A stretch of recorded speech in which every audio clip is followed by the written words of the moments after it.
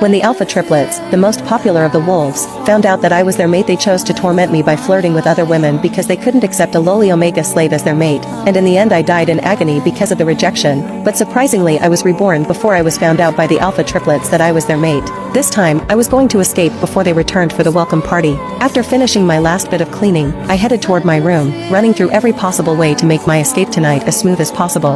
As I walked down the empty hallway, lost in thought, a sudden voice made me freeze. They sounded familiar. I strained my ears, carefully picking out 3 distinct male voices, and then it hit me. It was them. The men who killed me in my past life. My breath caught in my throat. I darted behind a massive pillar, heart pounding as I tried to make myself invisible. What are they doing here? They weren't supposed to be back for another 2 days. Why'd we have to come back early, Flint? Ellis grumbled through a yawn. I had something to take care of, Flint replied, his tone flat and cold. Reed let out a heavy sigh, halting in his tracks. He placed a firm hand on Flint's shoulder, stopping him from moving forward. You keep saying that, but you never actually tell us what it is. I had plenty of time to say my goodbyes to my girls, but no, because of you, I had to leave early. Then you should have stayed, Reed, no one forced you, Flint scoffed, shaking him off and walking away. The others followed, their voices fading into the distance. I remained frozen in place, sweat trickling down my spine. It was Flint who had sped up their return. Why couldn't he have just waited? This was bad. Now, my escape would be 10 times harder. I have to leave. I have to, I whispered under my breath, pushing forward toward my room.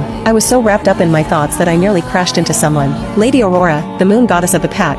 I immediately bowed my head, my voice faltering. Why, your highness? She arched a brow, her gaze sharp and calculating. My sons are back, she said coolly, which means you won't be sleeping tonight. You and the rest of the Omegas will be preparing the hall for tomorrow's welcome party. A heavy weight settled in my stomach. This ruins everything. Yes, my lady, I mumbled, swallowing my frustration. She let out a low chuckle, before turning and striding toward her chambers. The moment she disappeared, I bolted for the kitchen. I grabbed a knife and rushed back to my room, locking the door behind me. I didn't hesitate. I pressed the blade against my arm, dragging it across my skin in a deliberate motion. Then, I turned to the mirror, clenching my fist. I slammed it forward, shattering the glass into 1,000 jagged pieces. Now, all I had to do was wait. About 30 minutes later, my door burst open. Lady Aurora stormed in, looking furious, until she saw the blood, her lips curling in disgust. What happened? You stupid girl, what did you do now? I slipped, I muttered, forcing my voice to tremble as the pain in my arm worsened, fell into the mirror. She rolled her eyes, sneering, pathetic, you're an embarrassment. Keep your hideous, cursed face away from the party tomorrow. She spat on the floor and slammed the door behind her. I waited until her footsteps faded before letting out a breathless laugh. She bought it. I quickly bandaged my wound, threw my clothes into a bag, and stepped toward the window. Goodbye, I whispered, climbing onto the ledge, ready to leap into freedom. Then, where do you think you're going? I froze. A familiar voice sliced through the silence like a knife. Flint. I turned slowly, my pulse hammering in my ears. Well, his voice was laced with authority. Answer me. I forced a smile, trying to keep my voice steady.